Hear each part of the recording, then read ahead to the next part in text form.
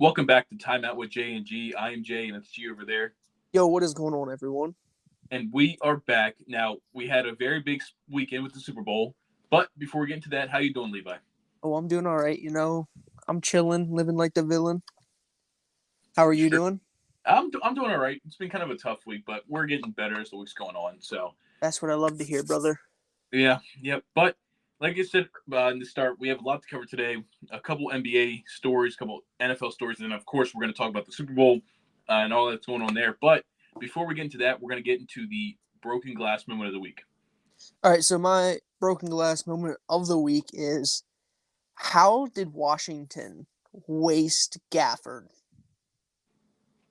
Like in Yeah. 2 games so far, the man has put up 16 points, 9 rebounds. 19 points and 9 rebounds against OKC, and then 16 points, 17 rebounds, and 5 blocks against Washington. Oh, he had that revenge game. Holy shit. Yeah. Like, I'm just like, was he just that pissed that Washington got rid of him, or has he been as good, but we haven't seen it because he's been on Washington, or you know what I mean? It's And hell, he was in Chicago before that. So yeah, I don't know. I feel like I honestly after this so far, I don't know who actually won the trade deadline. Granted, it's like it's like a week, yeah, but like sitting right here, I mean, Gafford, because you got to figure you gave up Holmes a pick for Gafford. and Holmes wasn't playing. And Holmes wasn't playing. I think Holmes played against Dallas, and he had 10 points and 2 rebounds. Okay. I mean, and Holmes didn't even play in his first game. So I'm just saying. I think a lot of it comes down to like he's never had a passer like a point guard like Luka before.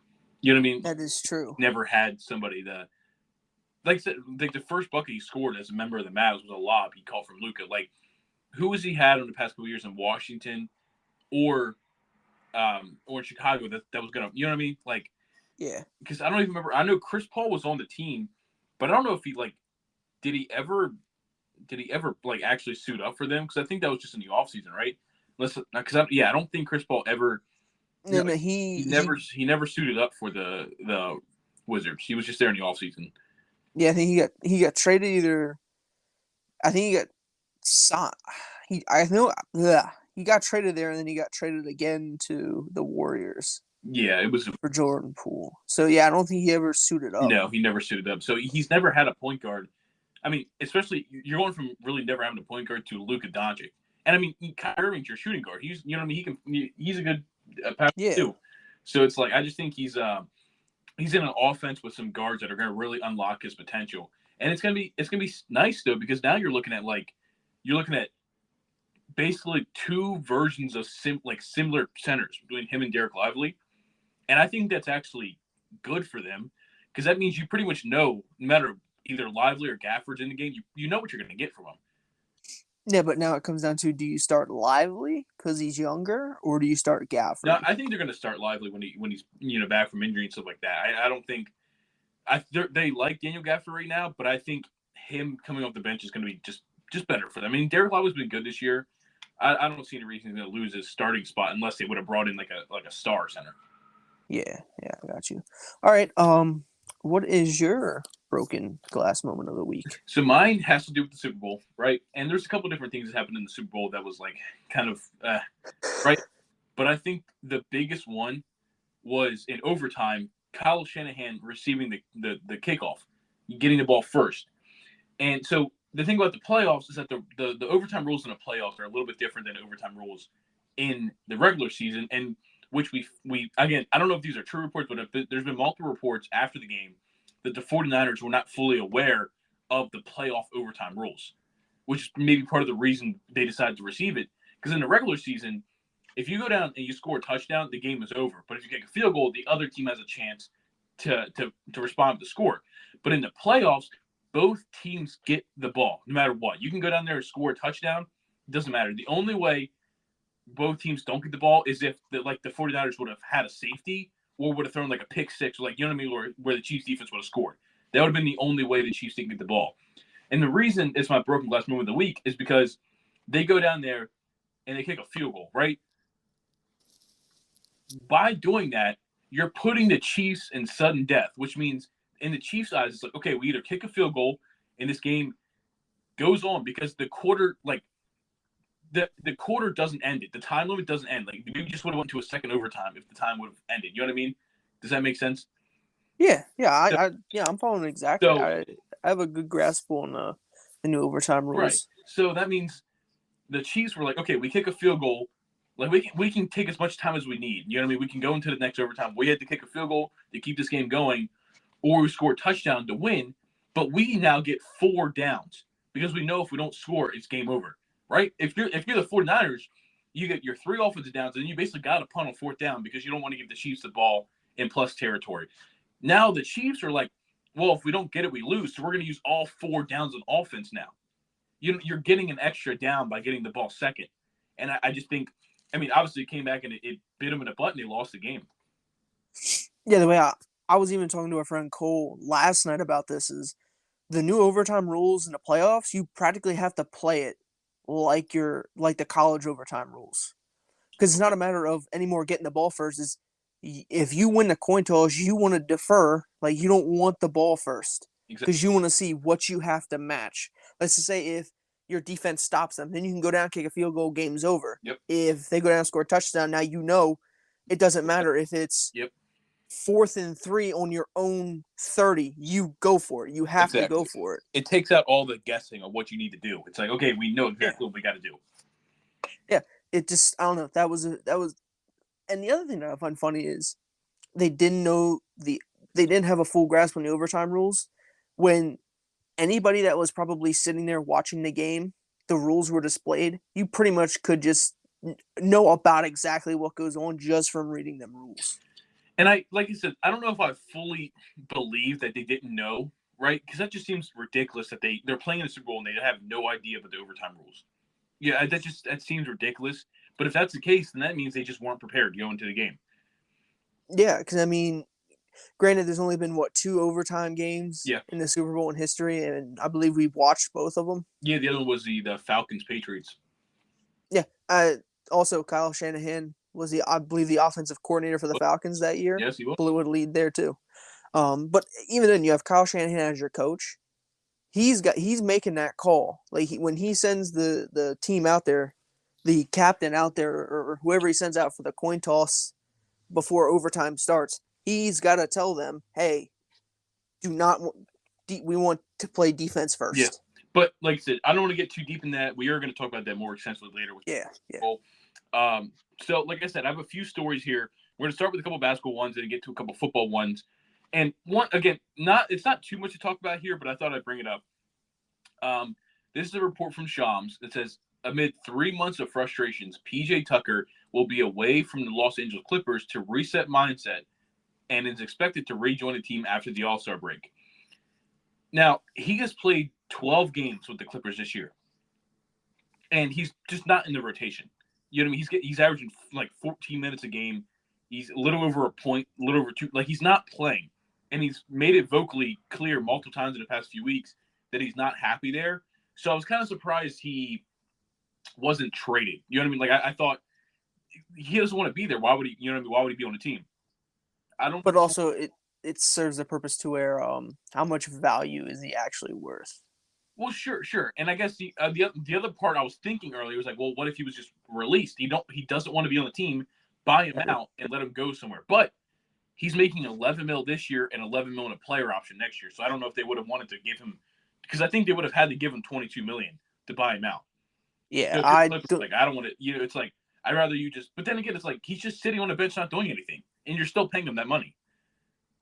Yeah, I mean, but then again, this could just be a ploy to get him off the books next season, so he doesn't accept that player option because of how it is.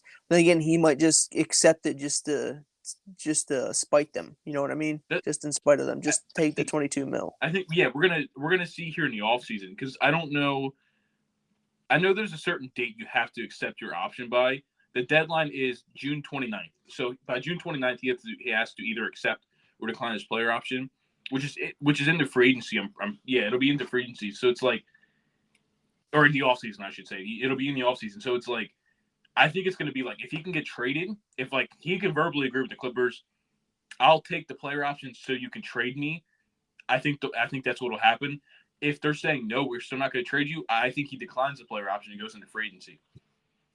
Yeah, I can very well see that, or it could just be like I said, he could just be that pissed at the Clippers that he's just like, you know what, I'm probably not going to get this much money on the open market. I'm just going to take the 20. I'm just going to take the 11 mil, and you're going to have to pay me for it. He probably isn't getting 11 mil per year anywhere, honestly. But we'll move on to the next one, and this is from Woj, and this is from ESPN, or Woj tweeted it from ESPN sources that the New York Knicks are filing a protest with the NBA to dispute the 105-103 loss to the Rockets on Monday.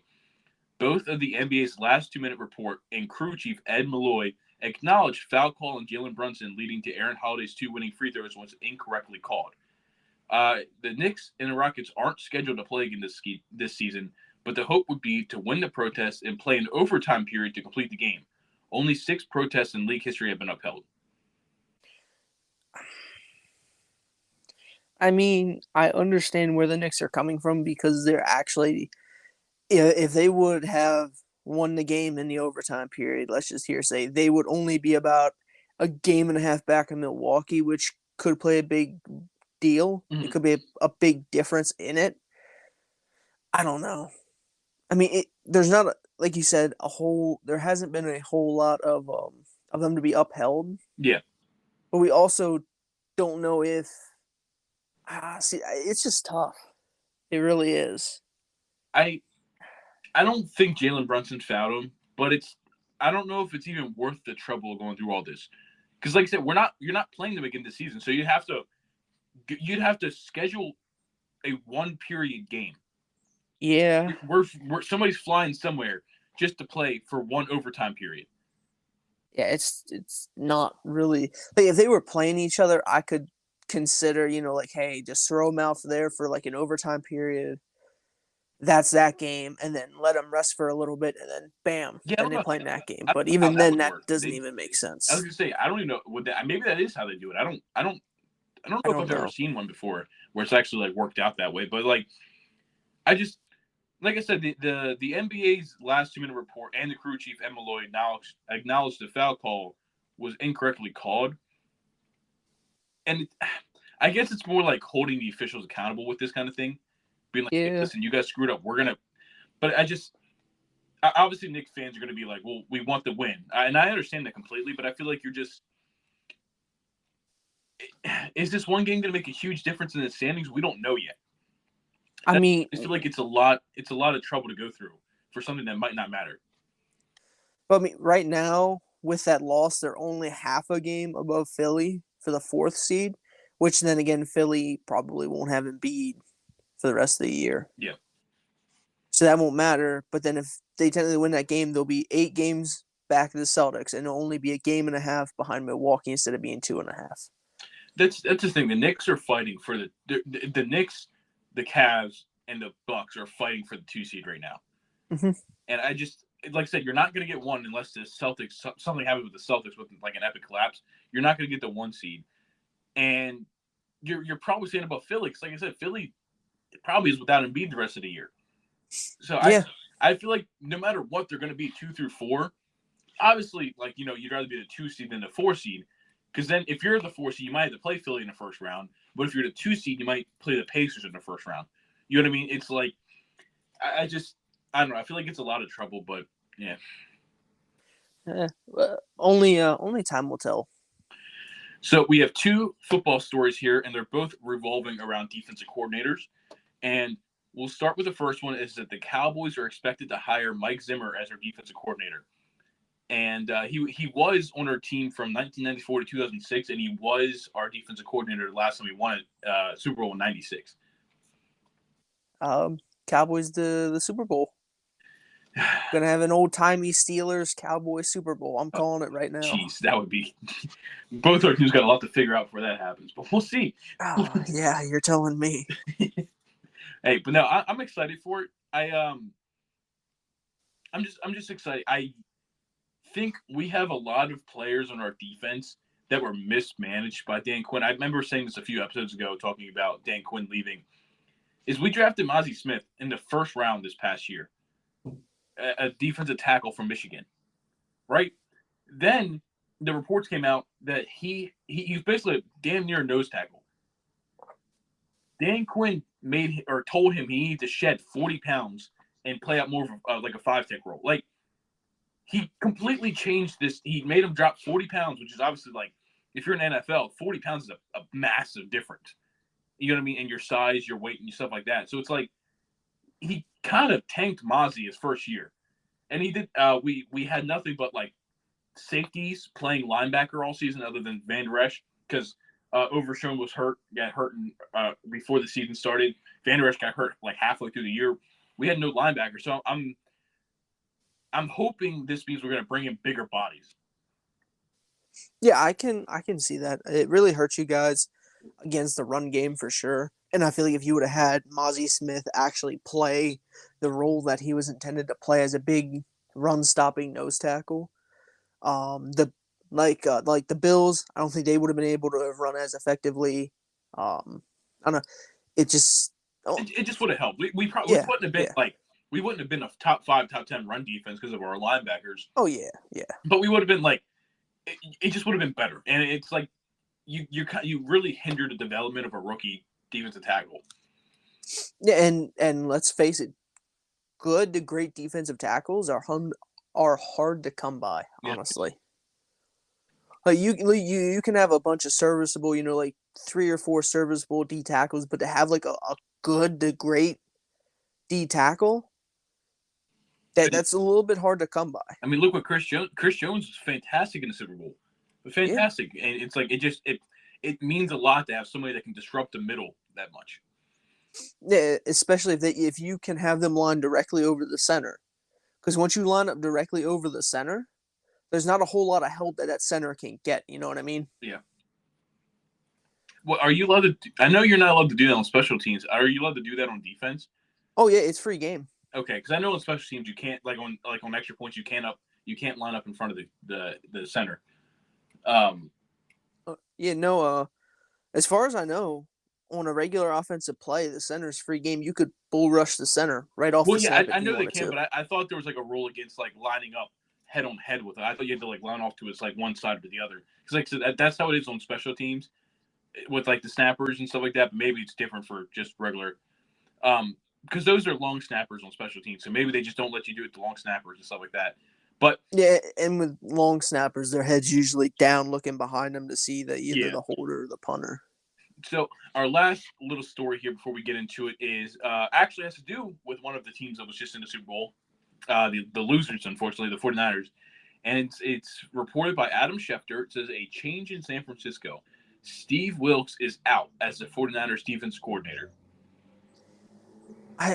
Why would you fire him after one season? Especially when the defense played well. Yeah, I mean, they could say maybe he shouldn't have called the play he did, but then again, you could flip it to the other side, and whoever's calling the offensive plays, they should have called different plays, or they should have had an extra person in blocking, or et cetera, et cetera. I don't understand the firing unless there's something going on behind the scenes all year, and they didn't want to fire him mid-season. I don't know. That's just very weird to me. It kind of feels a bit like a scapegoat, if I'm being honest with you. Okay. It feels like a scapegoat. Like, you lost the Super Bowl, so we're like, as like John Lynch is like, okay, we lost Super Bowl, we need to change something, and they're gonna look at the coaching and the coordinators before they look at players. That's just how it works, unfortunately. And well, you're not gonna fire Kyle Shanahan. He is a good head coach, regardless of like he has had his struggles in Super Bowl, but like he is a good head coach. So it's like, okay, what's next? Our coordinators. Well, our defense after Drake Greenlaw got hurt, our defense gave up a lot. Well, they were still good without Drake Greenlaw. It's just that his replacement got targeted a lot. Mm-hmm. So it's like I just don't understand it. I mean, if I'm looking right here, hold on, 1, 2, 3, 4, 5, 6, 7. They were the 8th ranked defense in the NFL this year. Okay. Why are you? Why, you have a top 10 defense and you're firing your defensive coordinator after the Super Bowl? Like I said, I have no clue. I mean, I can understand if you're pissed off because you lost the Super Bowl. You're trying to find someone to blame, but at the end of the day, it's just like I don't know. It's just like you got to just rest, recuperate. Don't make an emotional decision. You know what I mean? Don't make a tactical decision based on emotions. And that's what I'm saying about the scapegoat. Like I feel like they're upset because they lost and they're looking at somebody to fire. I don't know. I don't know. All I gotta say is Shanahan is the NFL version of Doc Rivers up 3-2. Damn. I mean, has Shanahan won a Super Bowl though as any type of coach? I don't think so because he was in Atlanta, and I'm not too. I think he He was stayed he was in Washington before that with his dad, so he definitely weren't anything in there. I wonder if I can find. he was with the 49ers the first time they played the Chiefs.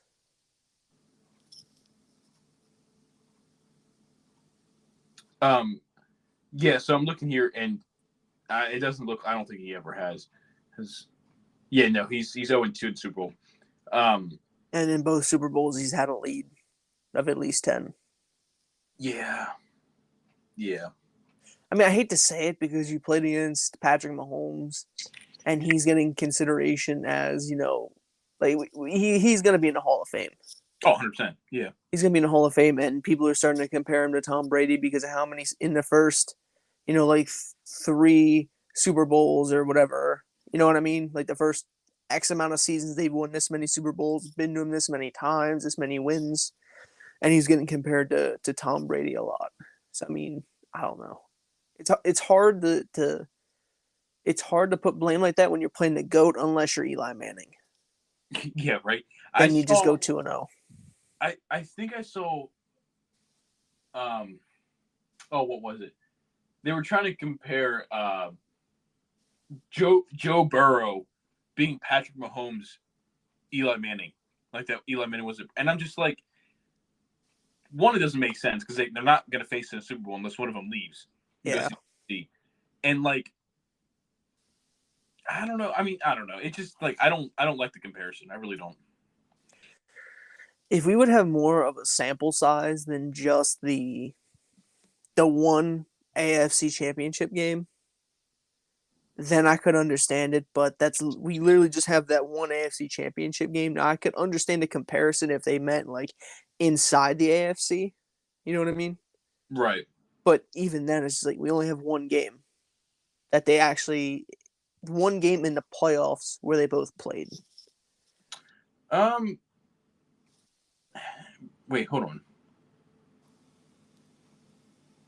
Isn't shoot, where am I? I'm trying to find this year because I think they've definitely played more than that one year.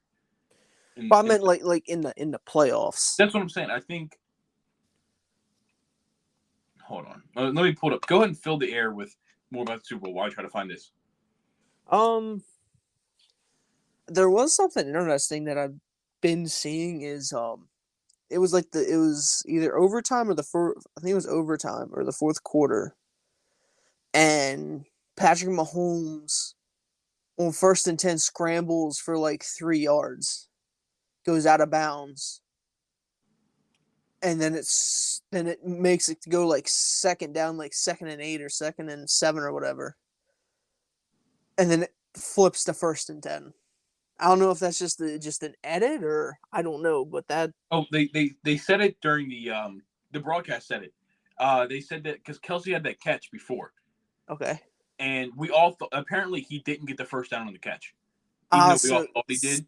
So it was like actually second and like 9. It was like 2nd and 1. Yeah. Or 3rd and 1, whatever it was. So Mahomes ran for 2 yards, but because they thought so that actually picked up the first down, not the Kelsey catch. And even Jim Nantz were like, oh, like we thought he had the first down. Kelsey had the first down, but he didn't. So all it was that I guess the people that run the scoreboard didn't realize that Kelsey didn't get it, so they set the 1st and 10, and then after Mahomes had the run, they figured out what had happened. But yeah, I think like I said, for some reason, I guess the Chiefs didn't really, or not the Chiefs, the refs didn't really like. I don't know. I thought it was a bad spot because I thought Kelsey had the first down, no problem. Yeah, And then it came back that apparently he didn't have it. It just seemed like there was a lack of communication on what really happened. That little thread.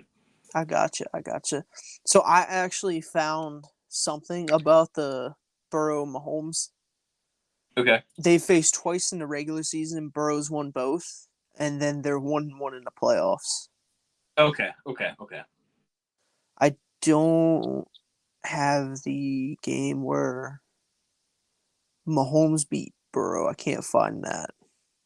It was probably in a wild card divisional round Probably like, yeah, because they only made the one AFC Championship game, and that's when they beat them. yeah. So probably either like I was gonna say a wild card, but could have been a wild card or a divisional. Actually, I think it would have been divisional because I think this year is the first year Mahomes played in the wild card. See, it did. Yeah. I think I could be wrong about that, but anyway, we'll get into like the bulk. We'll get into the Super Bowl here, right? So the Kansas City Chiefs beat the 49ers 25-22. Overtime game, second in history. Honestly, through the first half, this game was kind of there was a lot of really good defense and really bad offense being played. But in the second half and overtime, man, things just opened up. Oh, it did. Like we were even texting each other back and forth about it. And the first half, like you said, it was a snooze fest. Let's be honest. There was nothing great or major about it. All the fumbles they were having. Yeah. Outside of that, it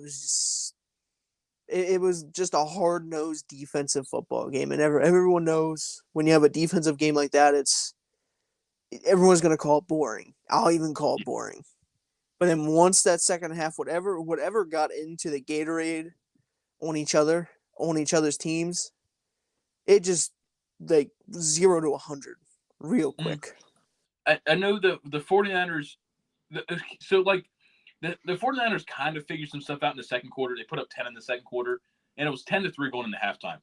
And then San Fran came out into the third quarter struggling, and the Chiefs picked it up.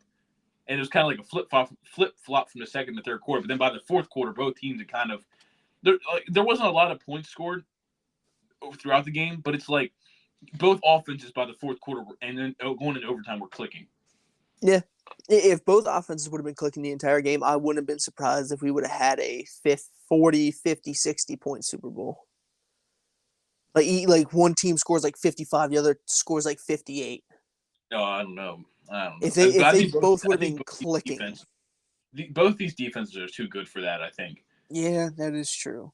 They both had really good defenses. I mean, I'll be honest. So Mahomes did get Super Bowl MVP, and he had a good game, especially that second half.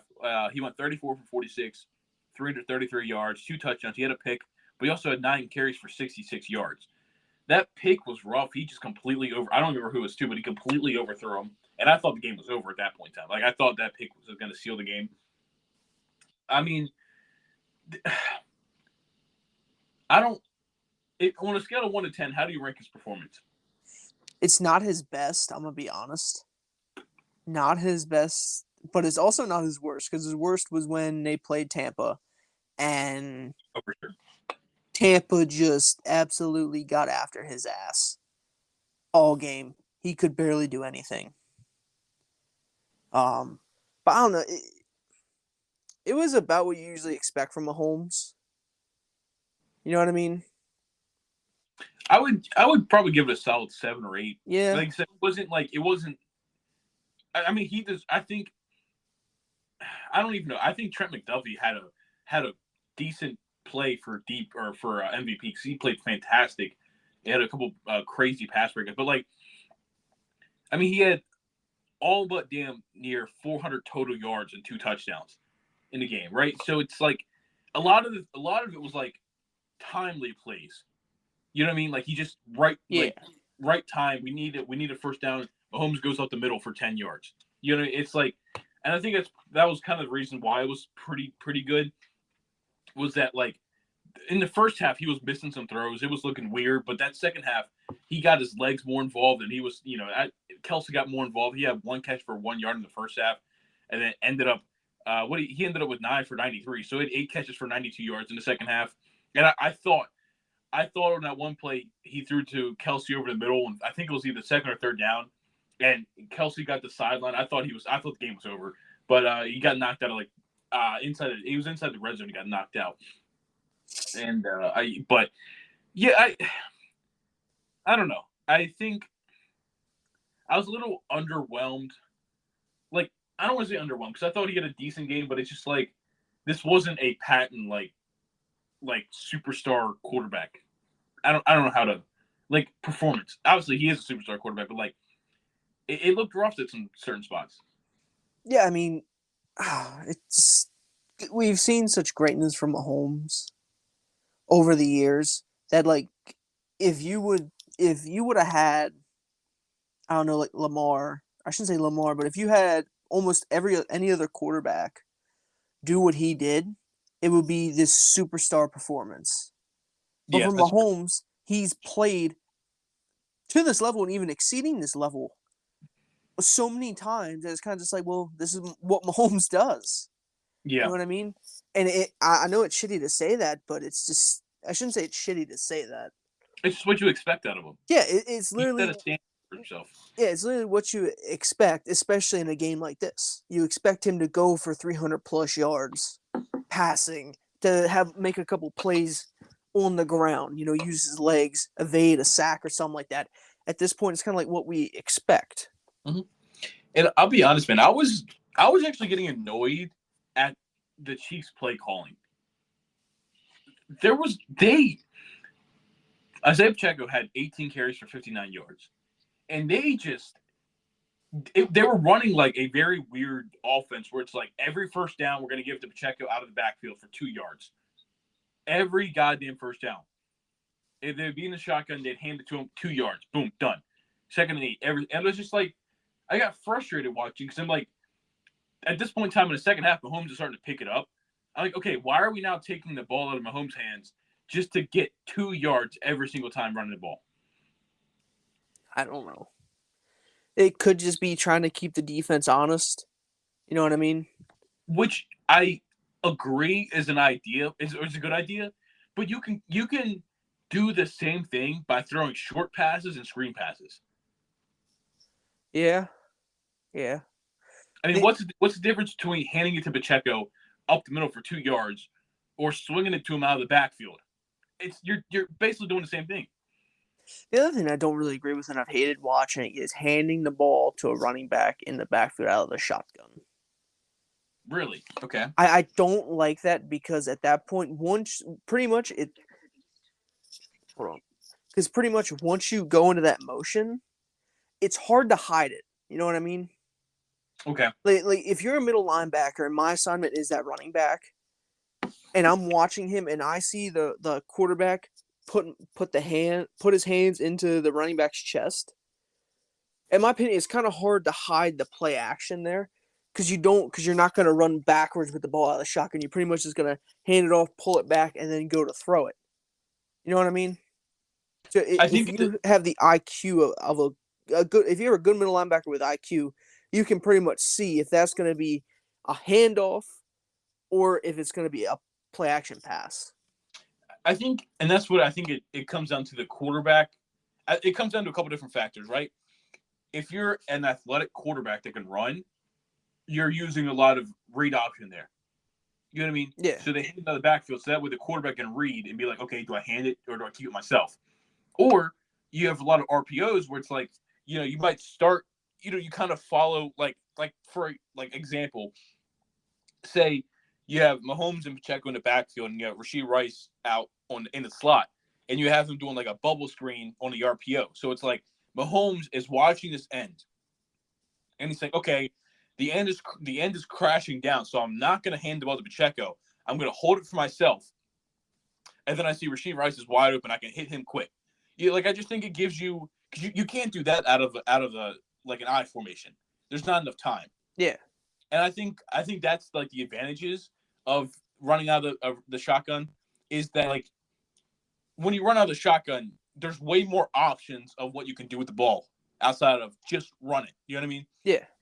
And that's what I think. I mean, if you're trying to like pound the ball, pound hard nose, you're probably lining up in a strong formation, in an I formation, single back. Like, but I think if you're in a versatile offense, you can use the shotgun to. I mean, you're still going to kind of confuse the defense because now it's like, okay, is he going to hand it off? Nope, he's not going to hand it off. Is he going to keep it himself? Oh, nope, he's throwing it over there. It's like that's a lot for a linebacker to read very quickly, and like you might read it, but then now I have to get out there and help tackle Rashee Rice.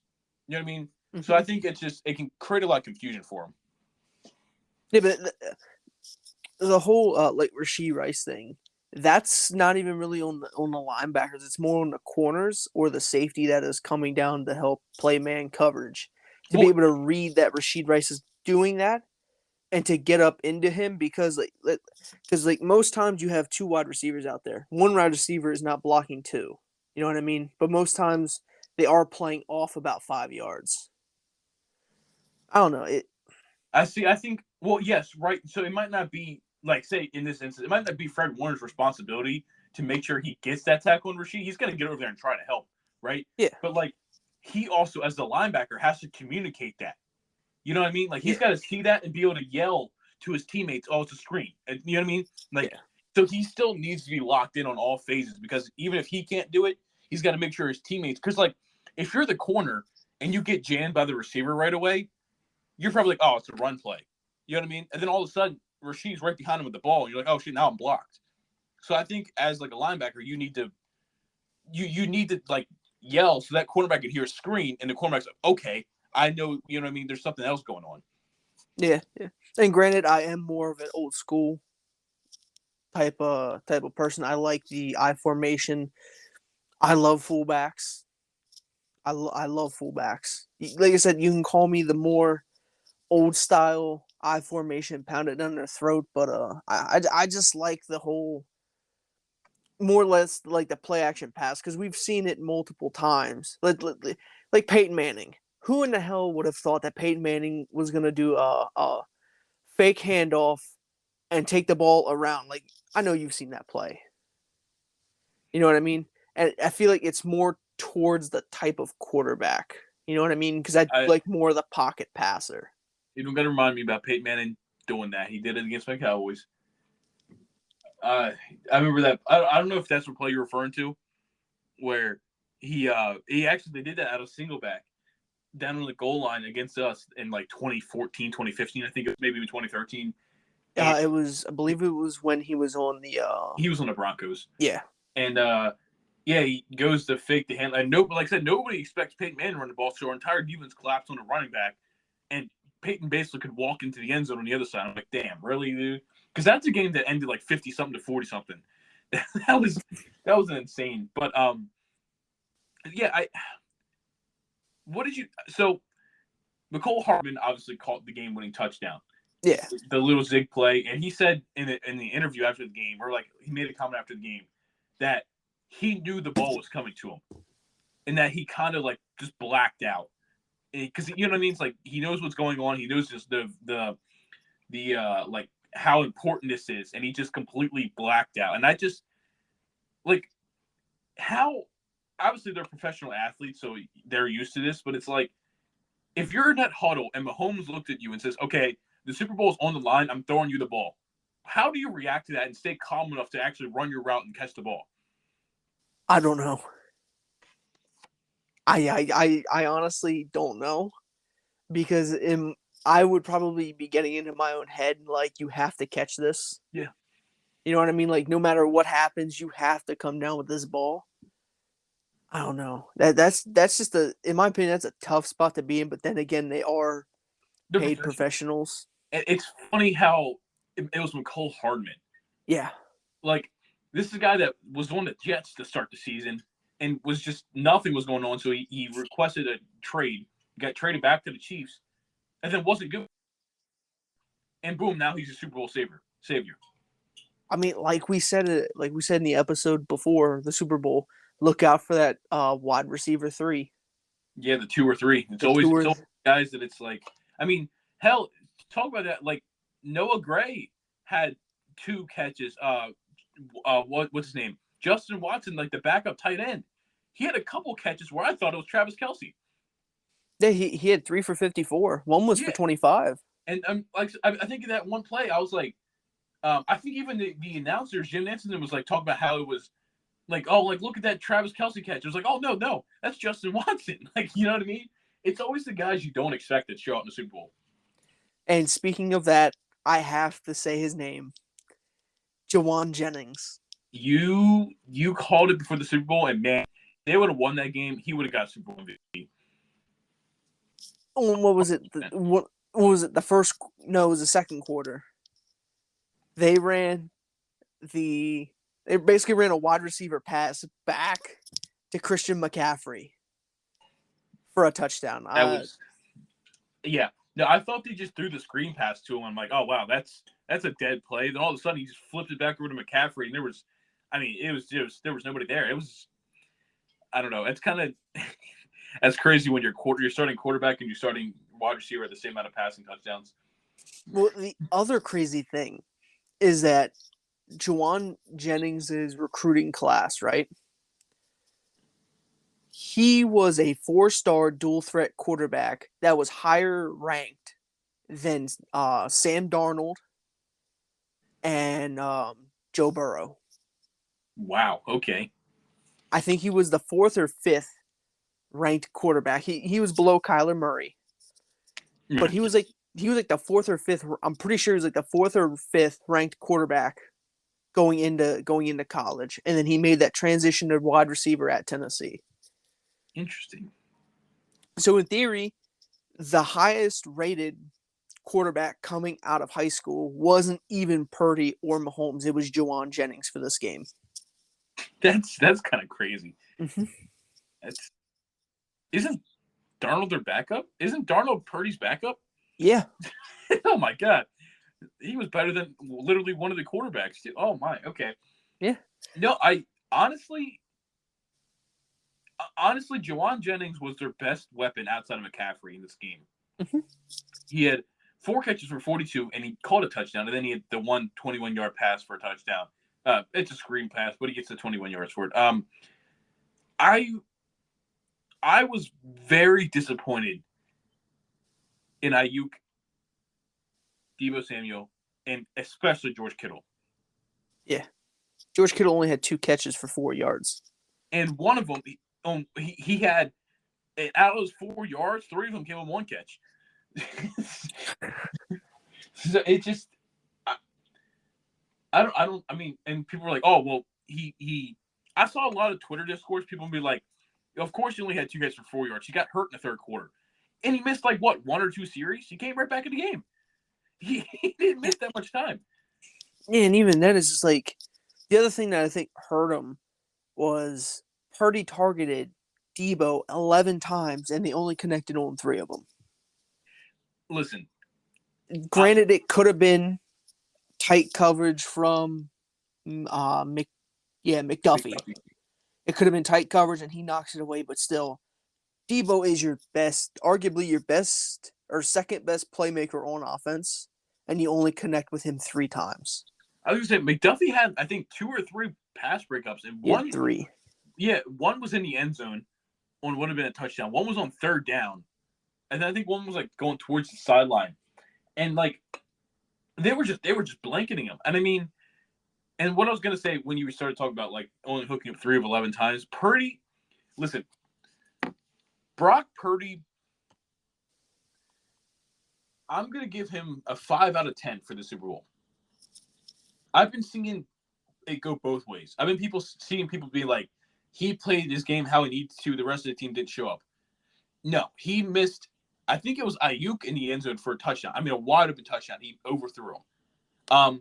At the end of the game, when they had to settle for the field goal in overtime, he did get pressured from Chris Jones, and he ended up. I think he overthrew. Deebo. I think was it Deebo? I thought it was Jawan Jennings who hit that little short out. I think it was Deebo, but I could be wrong.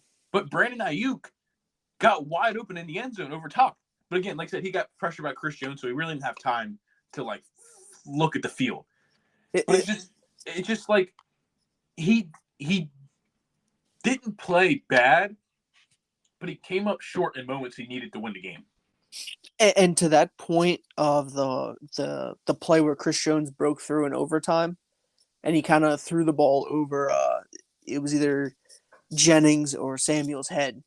I seen a video of Dan Orlovsky and Shannon Sharp, and Shannon Sharp was like, "You got to stand there and you got to make that throw." I watched the video of it. If um, if Purdy does not backpedal and throw it off his back foot like he did, he is getting absolutely demolished by Chris Jones. I watched that play. If he does not start moving backwards and kind of awkwardly throws that off balance and he tries to stay there, and even if he does try and throw it, he's getting hit mid throw. Yeah.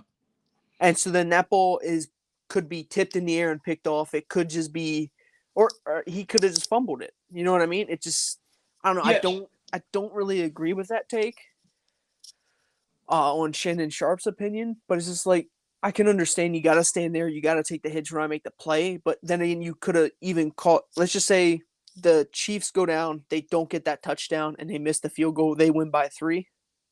49ers win by 3. Yeah. Then it's like, okay, well, then if Purdy tries to make a play there and try and throw it while getting hit, he could have fumbled it. Then the Chiefs just get the ball, go down field goal range, kick the field goal. Yeah, like I said, to a degree, I understand what Shannon Sharp's saying, because it's like the Super Bowl was on. We're in overtime of the Super Bowl. Like you know what I mean? Like you gotta, yeah. Like I said, there's 2 different ways of looking at it. If I'm gonna look at it like, if I'm gonna look at both takes objectively, right? So if you look at Shannon Sharp saying, "Stay in there, take the hit, and make the throw," there's a chance if you're not backpedaling, throwing off your back foot, he could have threw a more accurate pass and they score a touchdown.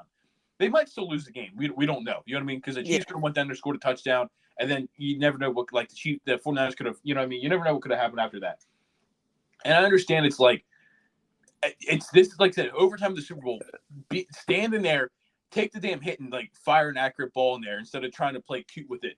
But on the other hand, like you were saying, he stands there and he fumbles it as he's throwing the ball because he's getting hit. Well, then you basically guarantee the game's over. Or he throws an interception, guaranteed the game's over. Or he just still overthrows him because he's getting hit. And it's like you have the same result. Yeah. So it's like he was trying to avoid getting laid out, which I think is just natural for him to do. But I think it also caused an errant throw. Yeah. And then again, that was just the pure dominance of Chris Jones right there to break through and make that play on Purdy to make that throw arid. So props to him for that. But it's just like, you either, like you said, I think just the human nature of it. And with him, let's be honest here. We're talking about Brock Purdy as you know what I mean? How do I want to say this? He's not a he doesn't have the veteran stature. Well, yeah, that too. It's like he's in his second year. He's not the biggest guy. You have Chris Jones running at you, you're probably going to go the other direction. Yeah, Brock Purdy is in his second year. He was Mr. Irrelevant. Why are we trying to act like Brock Purdy is in his 6th year, been to the Super Bowl 2 times, and we expect greatness from him? You get what I'm saying? And that's kind of what I was going to say a little bit earlier, but I didn't want to cut you off, is that, like, that throw Purdy misses is, I think, what separates him, right? Most of your elite quarterbacks are still probably going to hit that throw. Backpedal. Yeah. You look at Mahomes, you look at I'm just trying to think of, like, Mahomes is in a tier of his own. Yeah. But, like, a lot of elite quarterbacks in history are going to hit that throw because it's what they do. You know what I mean? Is Brady? Yeah. Brady's probably hitting that throw. Peyton Manning's probably hitting that throw. Mahomes hit the throw. Aaron Rodgers probably hitting that throw. But you're looking at, like, some of the best of the best. Yeah. And I think that's what kind of separates Purdy while he's not in that category right now, is because it's like, again, it's his second year and he's Mr. Irrelevant. So it's like, we shouldn't be expecting him to be making these plays because it's not just who he is. But you know what I mean? Like, if we're trying to win the Super Bowl, we kind of need you to make those plays. Yeah. I don't know. It's tough because either way you look at it, it's either, I don't know. It's very tough in my opinion because, like I said, Purdy does not have the experience of Mahomes. Purdy No. does not have experience of a lot of the Super Bowl winners who were there in their, fifth, sixth, seventh year. Mm-hmm. Purdy is in his second year, and he's in the Super Bowl. Now, granted, there is, what is it called? There's a phenom, or I shouldn't say phenom, but there's a curse going around that if you play in your first Super Bowl and you lose, you never make it back. Yeah. Yeah. So I'm just saying. I think though this 49ers team is just, I think, way too good for that kind of thing. Because it's like you look at like the most recent one, you're looking at like a Joe Burrow with the Bengals. The Bengals are like a good team, but they caught lightning in a bottle that year and made it to the Super Bowl. This 49ers team has been competitive for years. Yeah. I mean, like they were in the Super Bowl a couple years ago. They've been to the NFC Championship game multiple times. It's like I understand that's the thing, but it's like you're also looking at a 49ers team that's like, if you look at the roster, like what makes you believe they're not going to be good next year? See, I can't say that they're not going to be there next year, but it's always that random chance that an injury occurs, just like with Greenlaw. That's the thing that we can't account for. So sitting here right now, injuries free, 49ers are probably in the Super Bowl next year. I will sit here and I will say at least in the NFC Championship game. Yes, at least in the NFC Championship game, I will sit here and say 49ers NFC Championship game. But I don't know. There's always that random chance that somebody gets injured. Oh, you lose, and again, I'm not going to wood here. Like, I don't want to see it at all, but like you lose a Christian McCaffrey, your season's probably really getting derailed. You might still be a good, competent team, but without, you know what I mean? It's 100% injuries have a factor on it. We're just hoping there's no major injuries and like to the star players. But since you did bring up Dre Greenlaw, I think reports came out, he confirmed he did tear his Achilles in that just completely freak accident, just running onto the field. Yeah. I listened to there was an audio recording earlier that I listened to that when they were running on the field, he fell down. You could hear Fred Warner, like when he turned around, he put his hands on his helmet. You could hear him screaming no, because I think right away they knew it was bad because it was like a non-contact injury like that. Mm-hmm. And then it was also a flip to Kyle Shanahan being like, did Dre just get hurt running on the field? And then a flip to Mahomes talking to, I think it was to Andy Reid or their offensive coordinator saying, hey, 57 just got hurt running on the field, like calling out like what had just happened. So it's like, I think right away everybody knew that because of how it happened, it wasn't good. Yeah, it's never good, especially when it's one of your better players on the defensive side. Because didn't he have like didn't he have like 2 or 3 picks in one game in this postseason? Yeah, he had 2 picks against. Who was that against? You're right. I remember that. No, Dre Greenlaw is just like, dude's energy. He brings so much energy to that defense and that linebacking core. That it was against Green Bay. He had 2 picks against Green Bay. Yeah. Okay.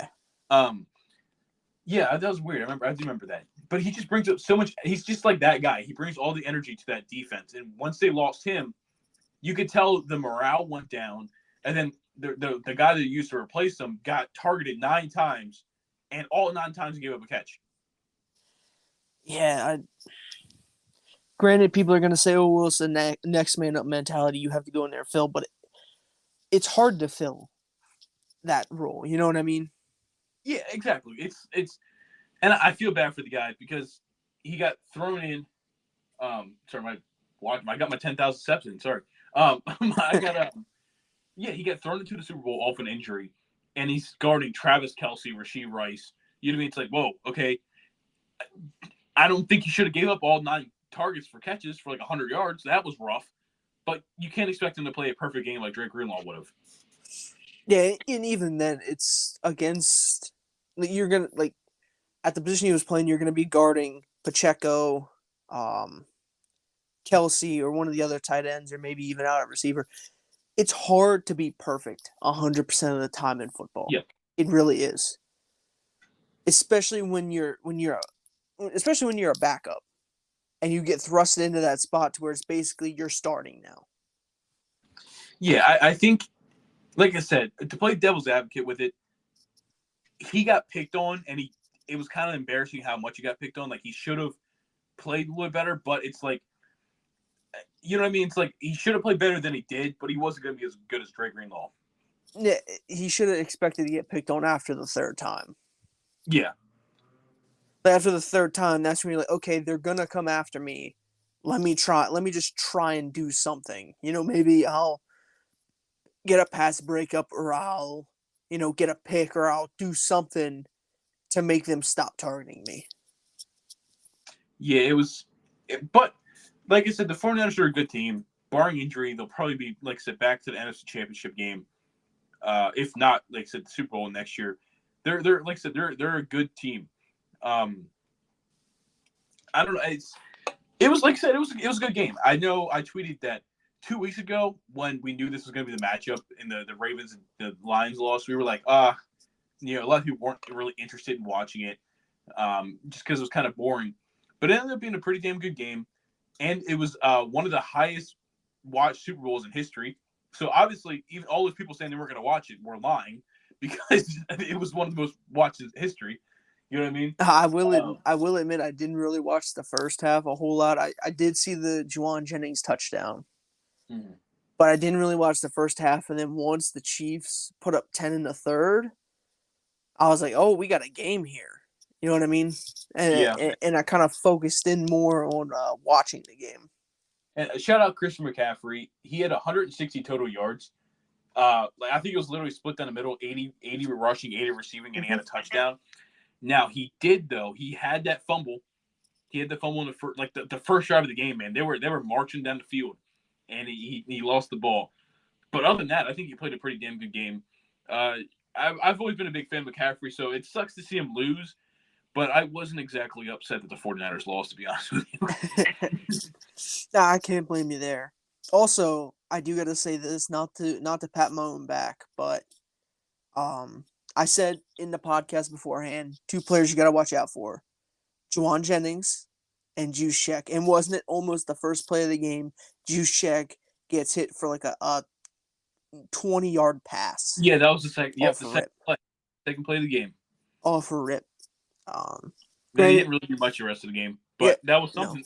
No. Yeah, it was something to see that, because it was like, damn, they're actually using Juszczyk. But when you have McCaffrey, Debo, Ayuk, and Kittle, it's hard to incorporate everyone into that.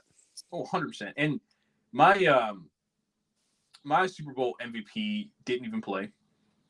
I had Kadarius Toney. He didn't even. He was a healthy scratch. So he's probably done with that team. He had that like tirade on Instagram, the Instagram story thing a couple weeks ago, and he deleted it saying he was hacked, it was AI, blah blah blah, whatever.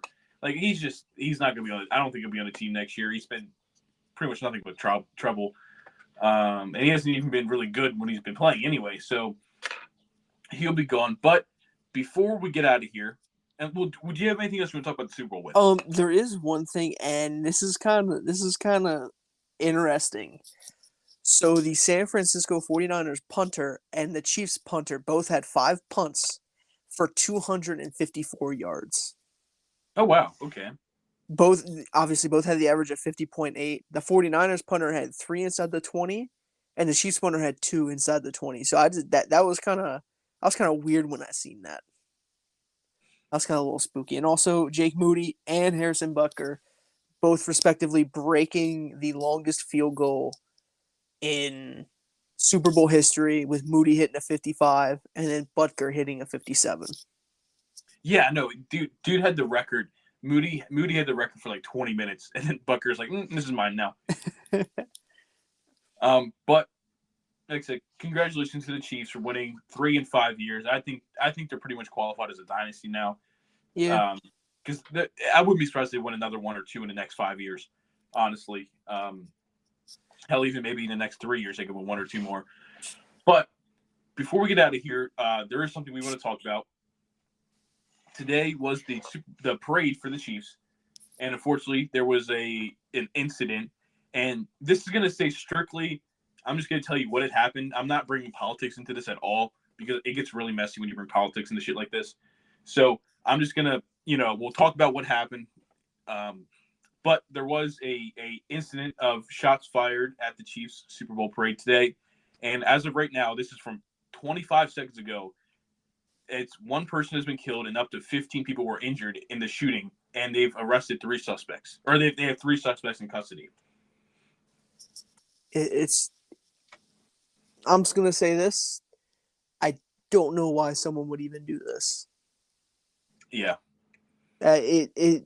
I know to water it down like this is pretty simplistic, but at the end of the day, this is just a game. Now, granted, we don't know why it happened, but if it had any relation to the Chiefs winning the Super Bowl, it comes down to the end. This is just a game. And I hope that the people that are confirmed to be injured, I hope they make a fast and speedy recovery. I agree. And the rest in peace to the person that passed away. There's no names out yet because it's literally like all unfolding right now as we're recording this. So, like I said, they have 3, and one of the guys they have in custody for is wearing a Mahomes jersey. So I don't know. I don't understand the thought. Like, your team won a Super Bowl and you go to the party and you shoot up. Like, I cannot fathom what's going on in that. So again, like I said, prayers to everybody, involved with that. Whether you knew anybody there, were there. It's been reported that all the Chiefs players and coaches are okay. Nothing had happened to them, which is obviously, it's a great thing. But unfortunately, somebody did pass away. It says report here that the Chiefs left the parade in buses and in shock. And that apparently a bunch of the players had helped get people out of the way and like calm down people, which is great to hear.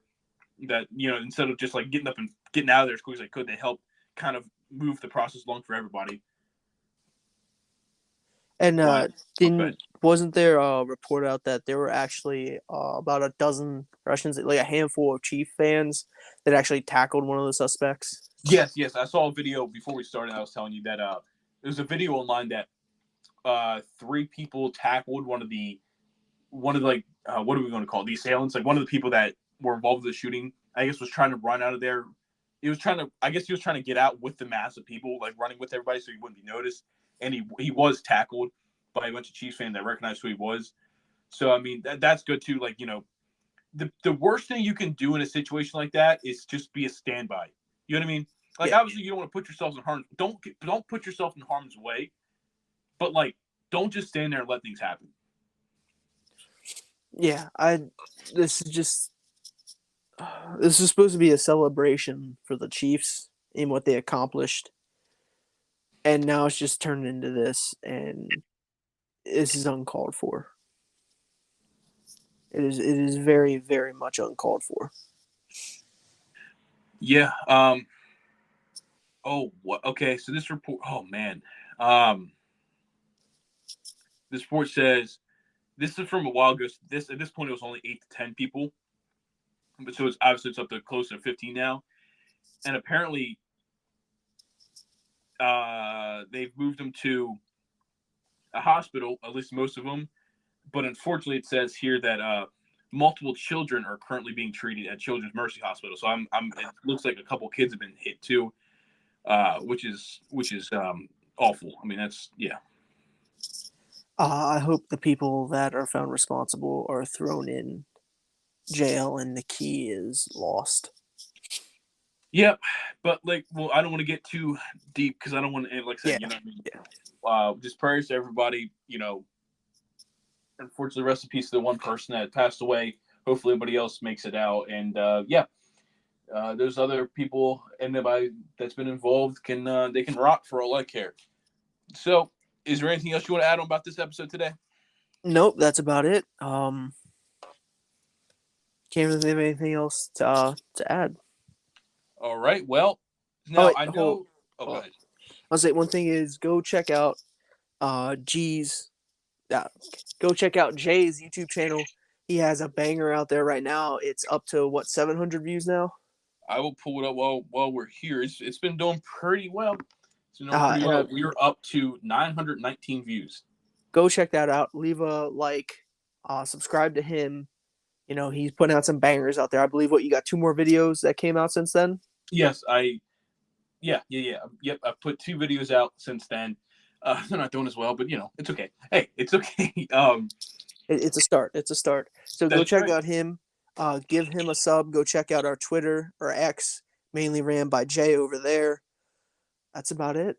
Yeah. So the Twitter X, whatever you want to call it, is the same tag. It's Timeout with J&G, just sports updates, and we'll talk about the podcast. And my YouTube is Cloud2K, like spell it cloud, like a cloud in the sky, and then 2K. Just mostly gaming content. Now, before we get out of here, you did say, is it this Saturday or next Saturday? You're not going to be here.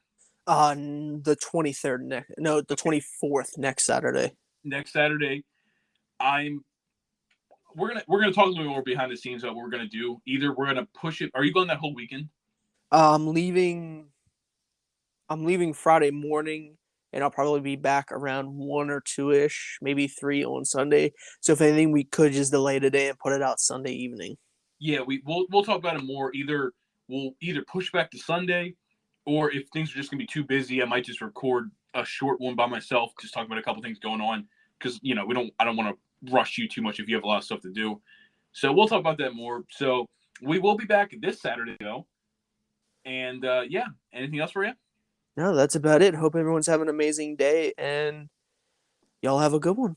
Yep, we will see you guys in the next episode. Peace.